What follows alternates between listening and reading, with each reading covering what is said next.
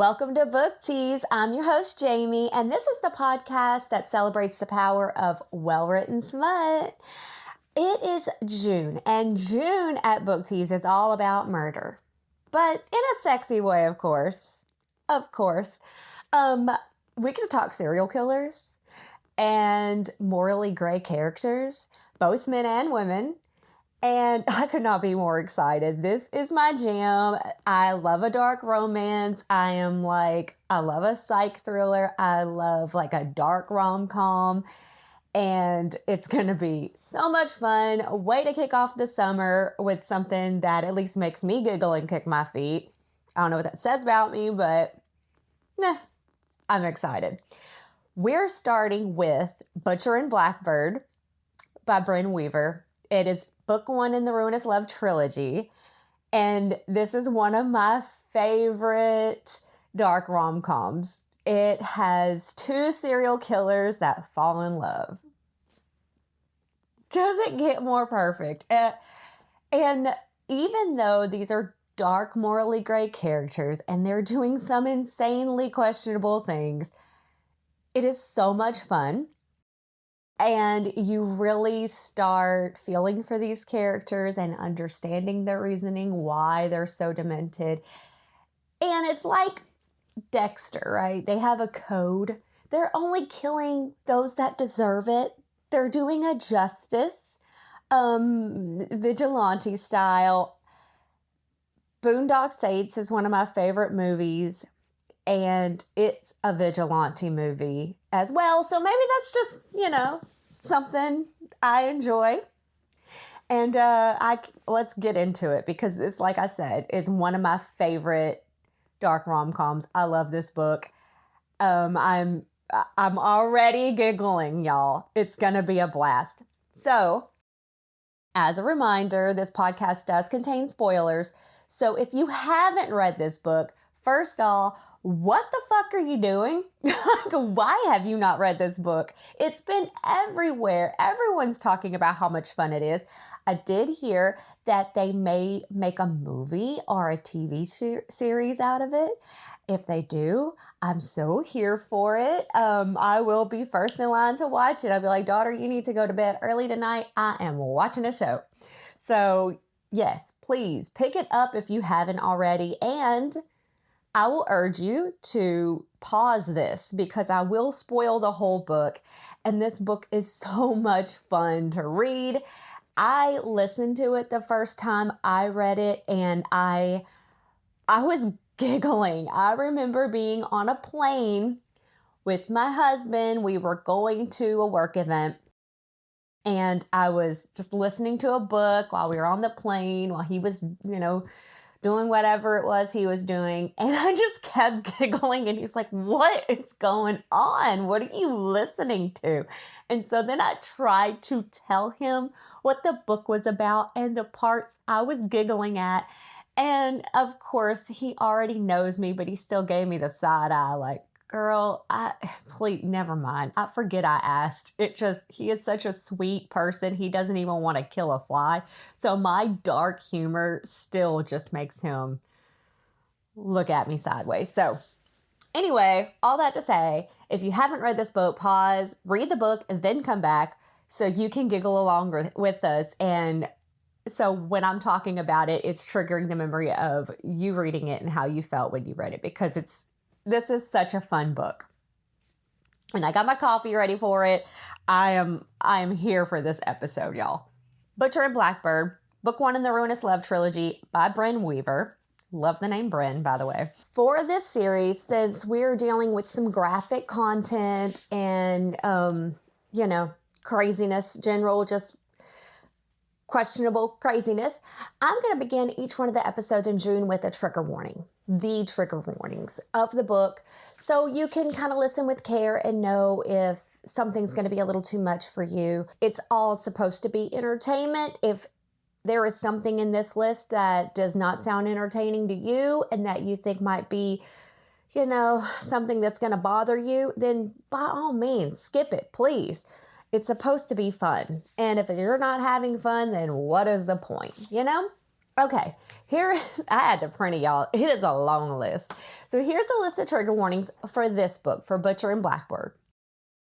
Eyeballs and eye sockets, amateur surgery, skin ornaments, chainsaws, axes, knives, scalpels, a lot of sharp objects, accidental cannibalism, not so accidental cannibalism, questionable use of a mummified corpse, lobotomized manservant, ill-advised use of kitchen implements. I'm sorry about the cookies and cream, ice cream. I'm not really. Detailed sex scenes, references to parental neglect and child abuse, parental loss not depicted, references to child sexual assault also not in detail. It's a book about serial killers, so there's some generally messed up murder and chaos. And then I love this. This is how they end the trigger warning section. For those of you who read the trigger warnings and said accidental cannibalism, count me in. This one is for you. Okay, now that we've gotten that out of the way, let's jump into this bitch. All right, so we have our two MCs are both serial killers. We have Sloane, who is the FMC, and she is the Orb Weaver, is the serial killer name that, society has given her, I suppose. She is also Blackbird. He calls her Blackbird, so those are her two names. And then Rowan is the Massacre of Mass, the ghost of the East Coast. Also, the Butcher. So, those are our two people. And the opening of this book is pretty epic. It starts, and I'm going to start it with a quote, because the very opening, these are the first words in the book, and from this opening, I knew I was in for such a fun ride, and it did not disappoint. Okay, here's the opening. Being a serial killer who kills serial killers is a great hobby until you find yourself locked in a cage for 3 days with a dead body in the Louisiana summer with no air conditioning. Oh my God, the picture this painted. Ooh, the heat and the humidity and the stank. I was just like, oh my God, this is gross. This is terrible. So Sloane finds herself trapped in a cage after killing a serial killer in the Louisiana bayou. And what happened, it doesn't really matter, but I'm going to tell you. When she goes to stab him, he lets out a kick and the cage slams closed and she can't get out. And it is so gross, y'all. She is talking about it's been 3 days, and so there's maggots and they're busted out of him, and she's like, they're climbing like little orzo pastas, and I'm just like, oh, that is so detailed. I could picture it, and also yuck. But by chance, Rowan shows up to kill the same guy, because it turns out he lets her out and he's like, hey, let's go eat. After they set the guy on fire, Rowan's like, I'm feeling some barbecue. I want to eat. So she gets cleaned up and they go eat some barbecue. And whilst talking, because they both know who the other is, they both have admired each other's work. And it turns out that they've apparently been going after the same guys. And sometimes she gets to him first and sometimes he gets to him first. But they're kind of, their targets overlap a lot. So they're like, oh, you got that one. And then, oh, but you got that one. And I had plans for him. It is so funny and it's so cute how they're bonding over such demented things over barbecue. So Rowan is intrigued. He's like, she's gorgeous. She's got raven black hair and this little dimple. And she's funny. And I've admired her work and all the detail that goes into these orbs. That what she does is she takes fishing line and she creates this elaborate web design, and she plucks out the eyeballs of her victims, and it's tied into the web, and it's this whole thing that she does. She's an artist, and this is the way she displays her arts, and and we'll get into why, but she's no longer an artist. But this to her is a form of art, and he's really just like intrigued and just like blown away and impressed by this that she does. So he proposes, because he really wants to see her again, he proposes a competition exactly 1 year from that date, that they choose the same target, or someone chooses a target for them, and they go after whoever, and whoever kills the guy first wins the game. So she agrees, and then the book picks up exactly 1 year later. In August, this is going to be their first year of competition. They haven't seen each other since then, so it's been a year since they've seen each other. But they have texted. She got a burner phone just to chat with Rowan. How romantic. And they chat back and forth. Rowan's brother is Lachlan, and he is featured in book 2 of the trilogy. And I'm telling you, this whole trilogy is fire. You need to pick it up. You need to read it. It's wonderful. I cannot recommend it enough. You need to read it. So his brother is the one who picked the target. And she's concerned. She's like, well, how do I know you're not going to cheat? And he goes, if anything, he's going to want you to win. Like, that's how we are. Like, we give each other shit. We're just some Irish brothers. So, yeah, I mean, and it's a whole family affair. He has 2 brothers. It makes 3 of them. And each one is, like, the youngest brother is book 3. So it follows each one of the brothers. But they all know about Rowan's killing of serial killers, and Lachlan does his own thing. I won't get into it because that's another book and we're focusing on the first one. But he picks a target, and all he does is text them both an address. And once they have an address, the game is on. It's you go there, you find out who the target is, you find out why they're the target, and then you dispatch them. And whoever does those things first and finishes the kill first, they're the winner of the year. Y'all, I'm already giggling. Okay. I'll try to keep it together. So the first guy that they find out after doing research and looking around, they get there and they're staying in the same like B&B hotel situation. And they find out that it's a guy who is targeting women hikers. So they go and they're pretending like they're hikers, and he is a little creep, and he I guess like a Norman Bates situation, but he will watch them, and he's got a little room in the wall where he peeks and peeping toms them, and then he will kill them and make it look like a hiking accident because these are treacherous trails. So that's the guy that is for year 1. And Rowan catches him watching Sloane masturbate. So she's in her room after a day of like research and following the target or whatever. She goes in there with her dildo and or her vibrator, and she's going to, I guess, let off some steam. And he happens to hear the bzzz, and he's like, oh my God, she's not doing what I think she's doing, right? And so he's kind of listening, which shame on you, Rowan. You're not doing any better, sir. But when he realizes what she's doing, he's like, oh my God, I'm turned on, but I can't do anything about it. But then he hears a little noise. And so then he really starts paying attention, and he hears this guy jerking off while he's listening to Sloane or watching Sloane. And he's like, oh, hell no. So then he busts through the wall and he pulls him out. And then the guy takes off running. And Sloane thinks that Rowan is the one that's being a creeper in the wall. And so she's threatening to kill him because at this point she still doesn't know him that well. They've been texting. This is not only the first time they've gotten together, but then once once he realizes what happened, they both start chasing him because now it's like, oh my God, who's going to kill him first? So they run after him and Rowan ends up killing him. And when he does it, I mean, he like loses control and beats him to death.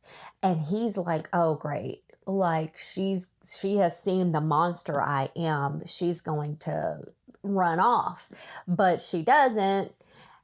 She thinks about it, but she does not run off.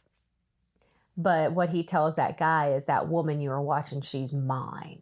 Because he really is into her. He's like, she's the perfect woman. So anyway, he wins year one. After Rowan wins, we flash forward 6 months. And I'm going to open it with a quote from when we're getting to that point.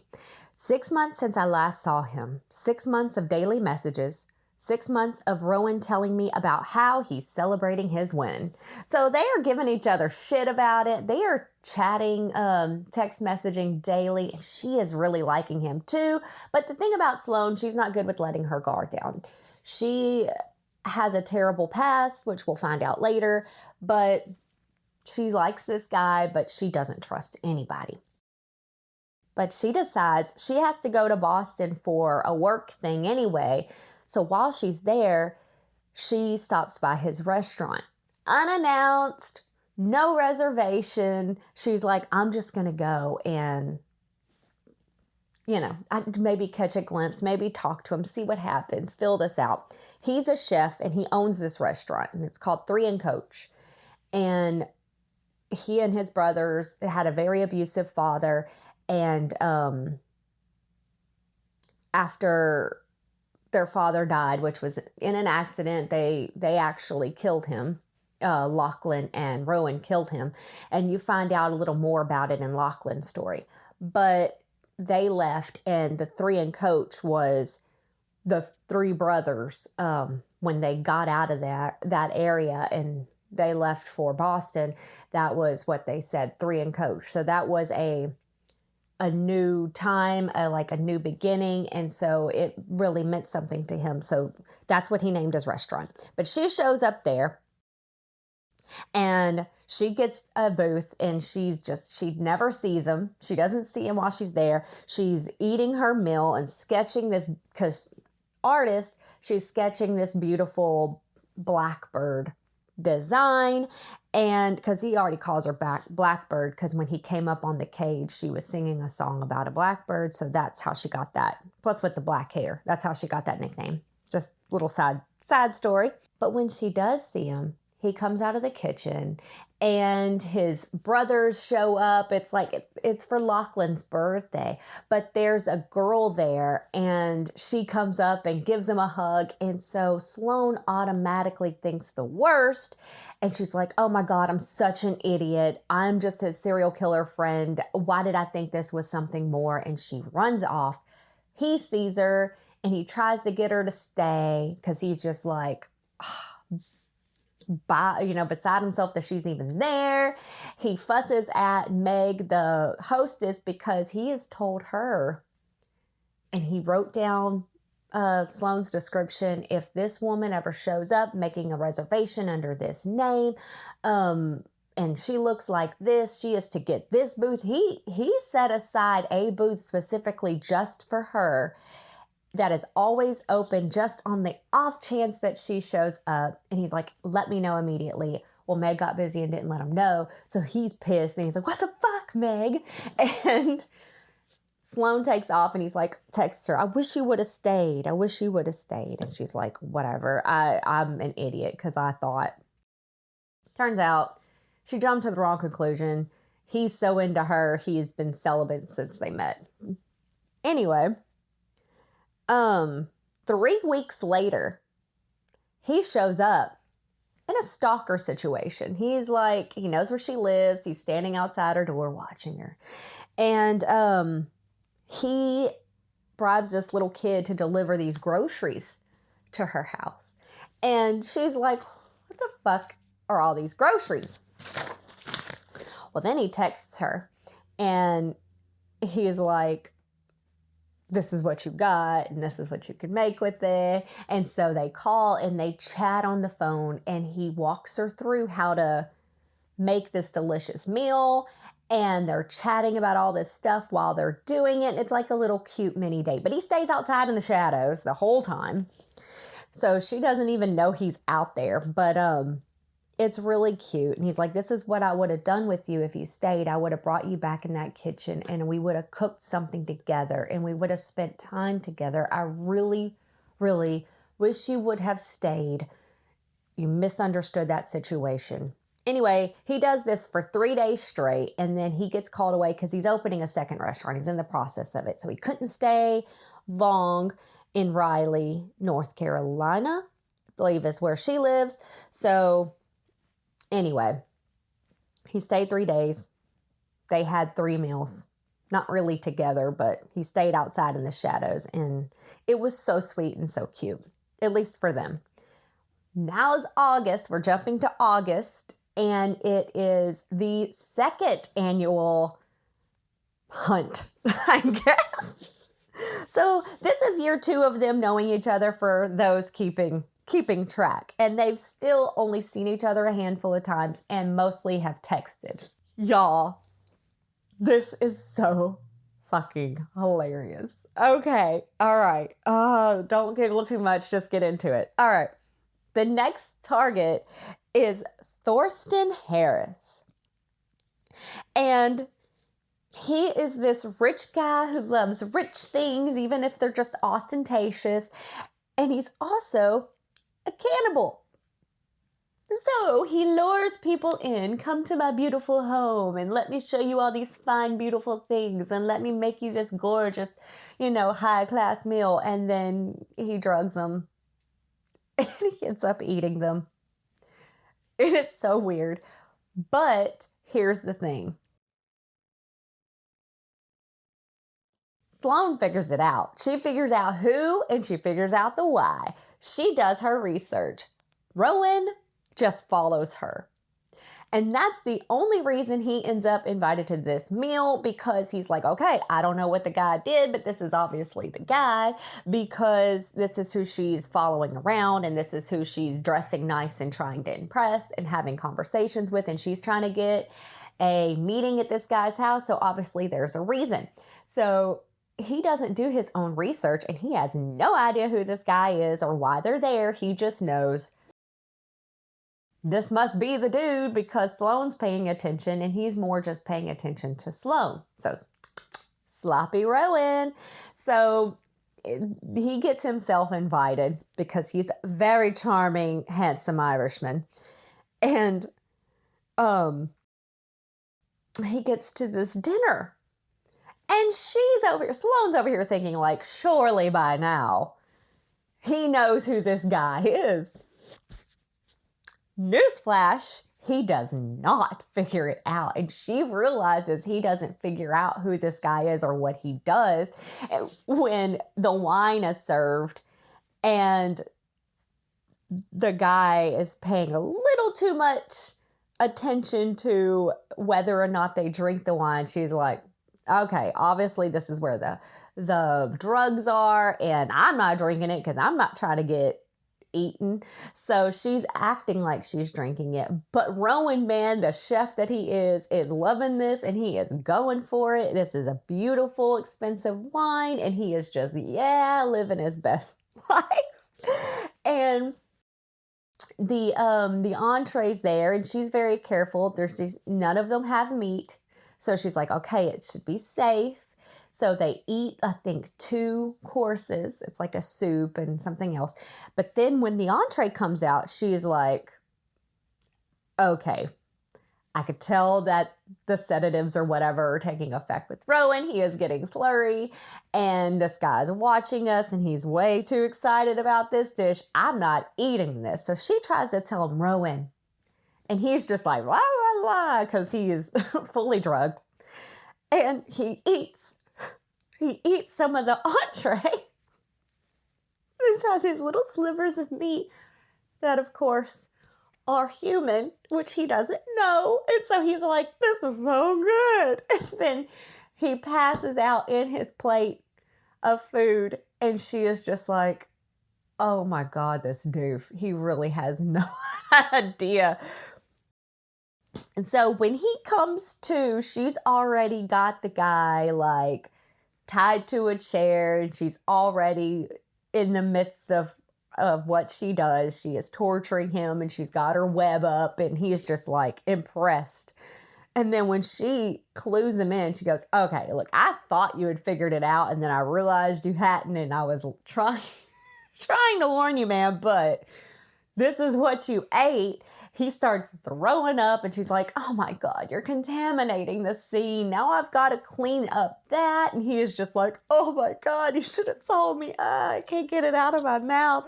She's like, man, you were really going for it. Like, she's giving him shit, and he is just like getting sick. Well, obviously she wins that one.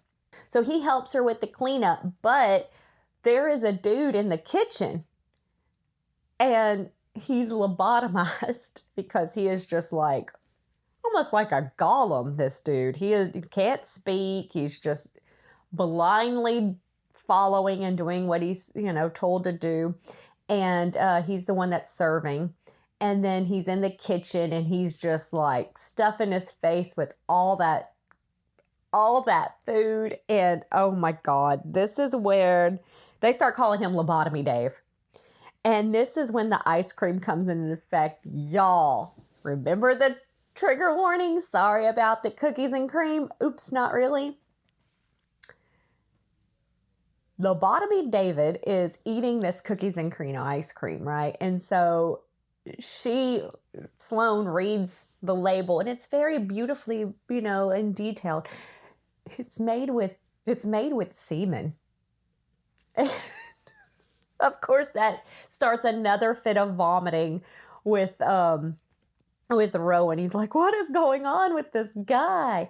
But she feels super bad for Lobotomy Dave. And so she's like, give him a job. That's going to be my boon for winning. And he's like, well, I didn't get a boon. And she goes, well, you can name a boon for you won year one, but I want this for year two, because this is my victory. And I want you to find a job for David. He didn't ask for this. He has no family. He's been lobotomized. Like, what? He's just going to sit here and eat all of this stuff and then eventually die? He can't, give him a job. So he hires him as a dishwasher, and he's very careful about, he gets him a place to stay, and, he totally holds up his end of the bargain. 8 months later, again, they're just texting. It's been 8 months since they've seen each other, but Rowan calls in his boon, and he wants Sloane to come attend this big party because he's won an award for his restaurant and everything. So it's a big award ceremony, and he told Sloane, come to Boston and be my date. So she's excited. She thinks it's a date. And he doesn't clue it because he's still in this phase of, I'm trying to win her. I really like her. But she, keeps things so close to her chest that I feel like this game is my only in with her. And if we ever stop that, she's going to ghost. So he makes a point while they're dancing, and she really got up her nerve to ask him to dance. She's really letting her guard down here with him. And while they're dancing, he points out a target, and he goes, after this ceremony, we can have the real fun. And she's like, I thought this was a date. So she feels stupid, and she goes to run off and leave, and he tries to stop her, and he's like, Sloane, you're really here, like this, okay. And he's going to say something, and he gets an emergency call about a kitchen emergency, and he has to go fix that because the dessert oven blew up or something like that. Like I said, he's been super swamped because he's opening this other restaurant. And so she ends up leaving. Flash forward 4 months, and now they're at their third annual August hunt. This is year 3 that they have known each other, and they're getting closer, and they're chatting, like on the text message, and, these little meetups here and there, but it's, They barely see each other, but they're both like really enamored, but both are kind of scared to admit their feelings. But the third annual August hunt, I swear, y'all, it is a Texas Chainsaw Massacre meets Ed Gein type of situation. The fun thing about these serial killers that they target are these little pieces of famous serial killers, like the one with Norman Bates, and then now this one. It is in Texas, and the guy is named Harvey Meade. And when they show up, Rowan actually gets there first. And then Sloane shows up and she goes, "Oh, fuck, did I lose already? Did you already kill him?" And he goes, No, I'm thinking maybe let's go somewhere else. Let's go get some beers or something. This is intense because it is like this abandoned looking Texas farm that's falling apart. He goes, "This looks like it's straight out of a horror movie." And you could hear screams. The guy is actively killing someone when they show up. So they're like, "Oh my God." Well, of course, Sloane is like, "Absolutely not. Let's go." And she like goes for it. She's like, "We got to do something about this." In the process of finding Harvey, we see that his dead mother is mummified and sitting in a recliner in the living room. Don't know how long she's been sitting there, but of course Sloane deduces, all right, this guy has some mommy issues. Like, this is crazy. His dead mother's sitting there and he's got like bones dangling to the Ed Gein.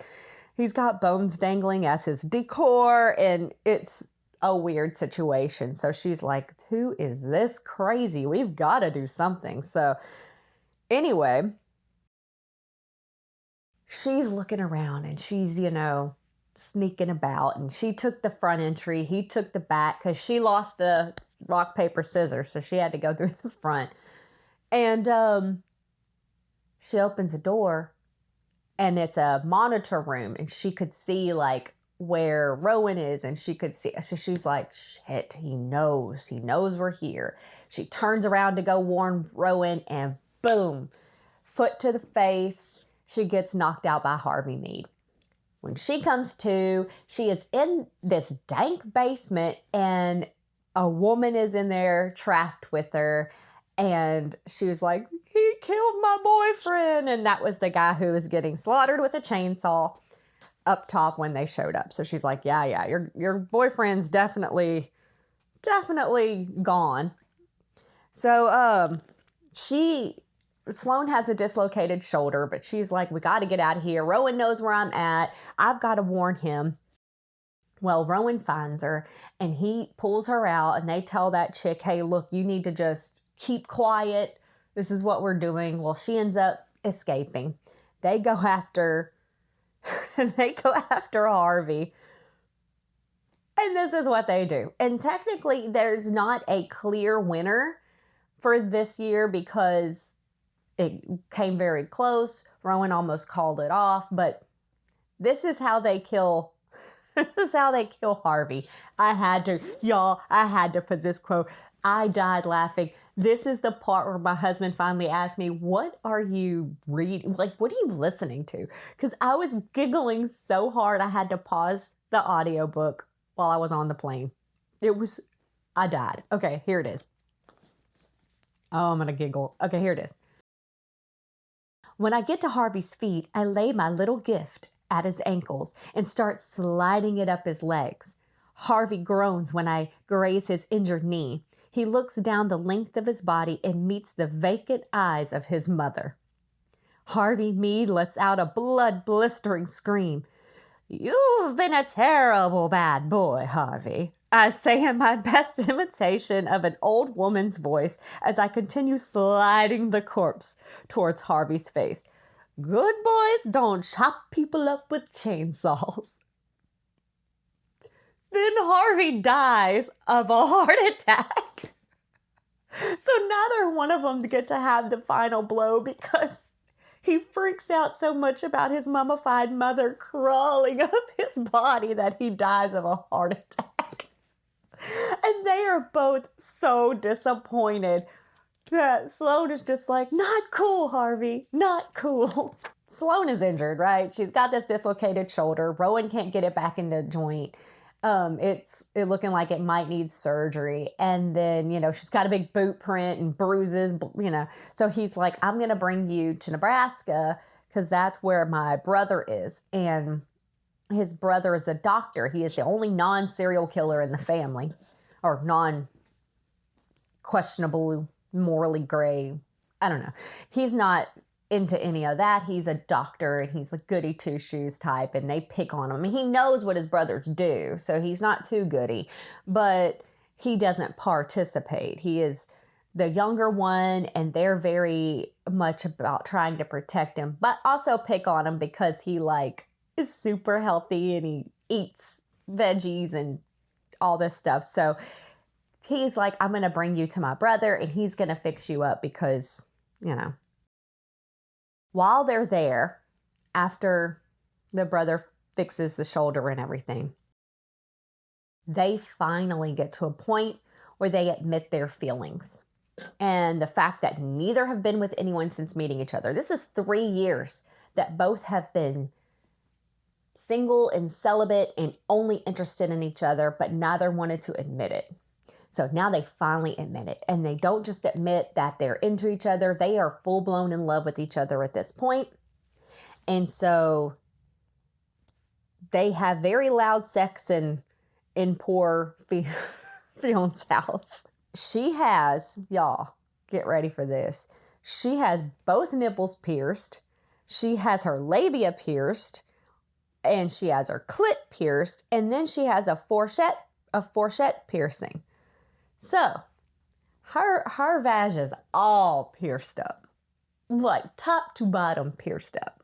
He is into it. Okay, here's another quote. Sloane says, they'll hear us. And Rowan says, good. We'll show them how it's done. Give Fionn something to think about. Maybe he'll get over himself and make a move on Rose.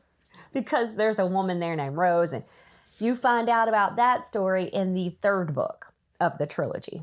You need to read it. It's so good. And Rose is, man, she is a character. She used to be, I know. I'm going to go ahead and get into it just really, really fast. But she grew up in the circus, and she's so much fun. So you got to read this trilogy. Well, after they've admitted to each other, and he's like, you're mine and I'm yours. He takes her to Boston so he can take care of her, get her healthy again. And then she just goes ahead and moves in, and they're a couple. Well, turns out, y'all, Lobotomy Dave is not lobotomized. He is another serial killer that had partnered with Harris, the cannibal guy. And he's got a taste for killing and eating people now. And he has just been waiting to make his move. And when Rowan shows up at that restaurant to do something, he sees him there and he still doesn't suspect. He's like, oh man, did no one bring you home? What happened? Oh no, poor David. And he makes his move at that point, and turns out he can talk. He's not lobotomized. He's all about,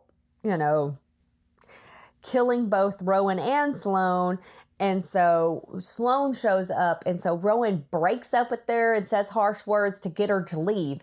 And at first because she has these issues, she full on expected that it was true and she's not lovable and everything. But then she puts 2 and 2 together. She calls Lachlan, and they rescue Rowan, and they kill Dave.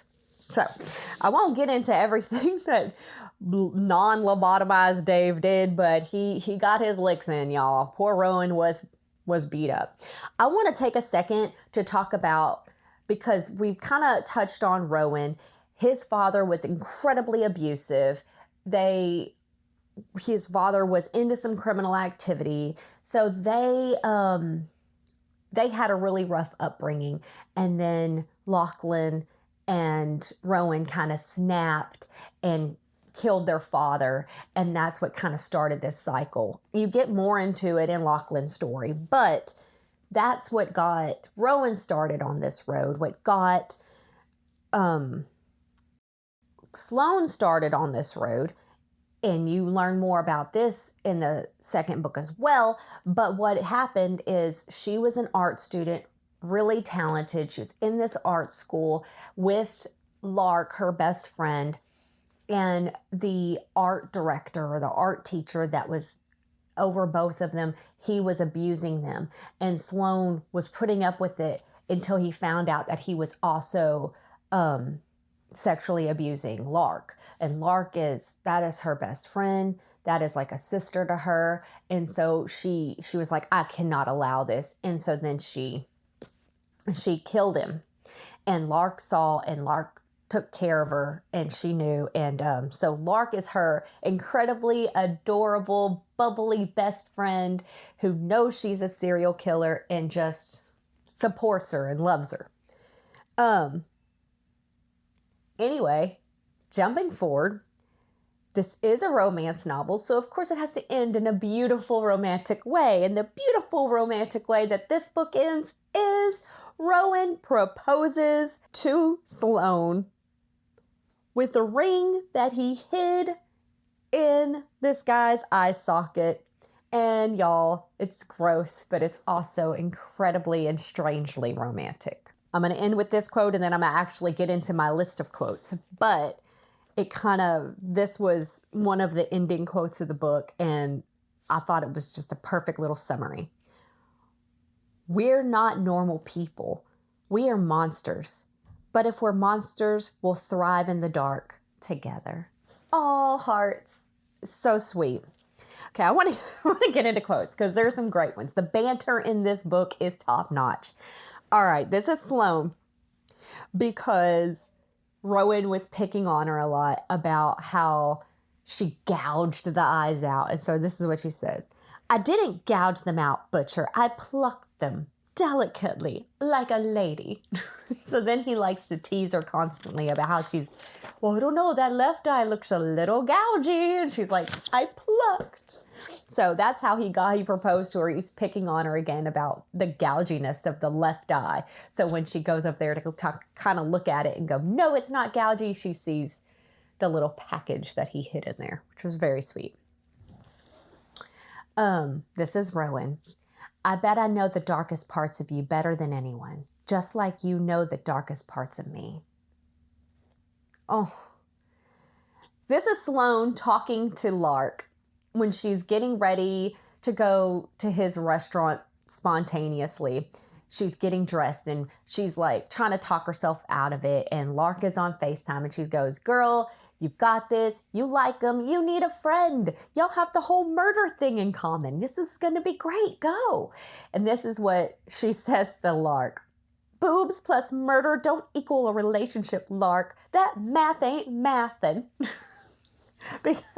because Lark is telling her, hey, y'all have the murder thing in common. Y'all bonded over that already. Plus your boobs look really great in that dress. So, I mean, I love Lark. Eternal optimist. She's so sweet. This is Sloane. Before you came along, something was missing. You made it safe to feel seen. That is so sweet. And I know that she's talking about she didn't feel safe because she was abused and then now she's a serial killer and she can't connect well with people.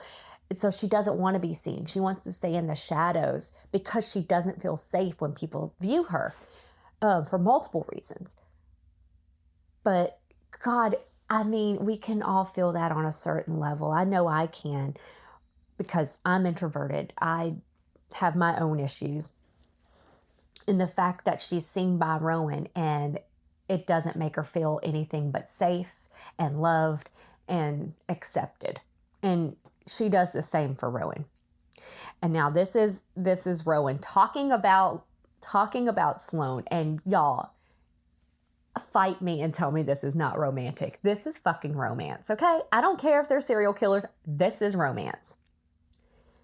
She's everywhere. in every drop of my blood, in every spark of thought, and I want to fucking destroy her for it, to shatter her just like she's broken me, because she brings me to my fucking knees. I want to ruin her so that she's mine, my beautiful disaster, my wild creature, my goddess of chaos. Oh my God, y'all, Rowan, goddess of chaos? Damn, boy, that is so... that is gorgeous. And then this is when they're finally admitting that they love each other. And this is how Rowan tells her. Again, top-notch romance. I would kill for you, and I have. I would do it again every damn day. I'd turn myself inside out for you. I would die for you. I don't just like you, Sloane, and you fucking know it. She can't deny. She's like, I love you too. And it's so cute. And that's when they finally let the walls down. And then they have like this amazing kinky sex. And it's damn. Let's go into ratings real quick. So I'm rating this 5 stars. Who's surprised? Of course I'm rating it 5 stars. I love this book. I'm rating the spice 4. It is good spice. It is kinky spice. She is all pierced up. And he's making the best of that. And he is edging her and he is driving her nuts and he is giving her so many orgasms. She's about to black out and it is, damn, it's good. But it's not the sole driving force behind this plot line. There is not, it doesn't hit a 5 because even though it's not vanilla sex, it is not, there's not a huge quantity. We're getting it. It's good. And I have 0 complaints. I think it's done beautifully and perfectly and really hot. But if there was like more, if it kind of overtook the storyline a little bit, then I would bump it to 5. I think it is the perfect 4. So that's where I'm landing as far as the spice rating. On to casting, my favorite part. I went everywhere with Sloane. I had so many people that I thought would be a perfect fit for her. But ultimately, I decided on Lucy Hale. I know she's not dark humor. I know she's just beautiful and like a light, but she has the look, and I would love to see her go dark humor. She was in Pretty Little Liars, and which, you know, there was stuff that happened in there, but she was kind of the, not innocent, because she was dating a teacher, y'all, but she was not, she wasn't dark. You didn't think she was going to pop off and kill people, but I would love to see her play a darker role. She has got the perfect look. She's got those haunting eyes. She's got the dark hair, and she's got the beautiful face, like with the dimple. She's got the perfect look for Sloane. And if we could see her just play something a little darker, I think she would, God, she would, excuse my pun, but she'd kill it. For Rowan, I also looked around. Of course, Colin Farrell was the first that popped into my head, like a young Colin Farrell. But I didn't go there. I'm going with Aidan Turner, who is also Irish, so it's perfect. He was in The Hobbit, he was in the Rivals TV show, and he was in Poldark TV show.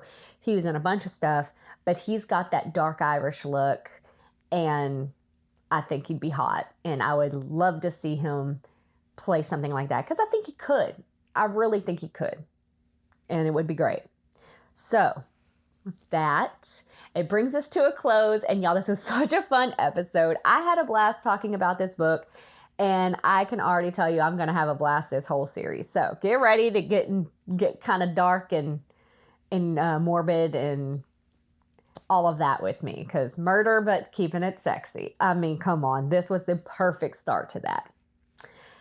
Thank you so much for joining me. And of course, until next time, stay spicy.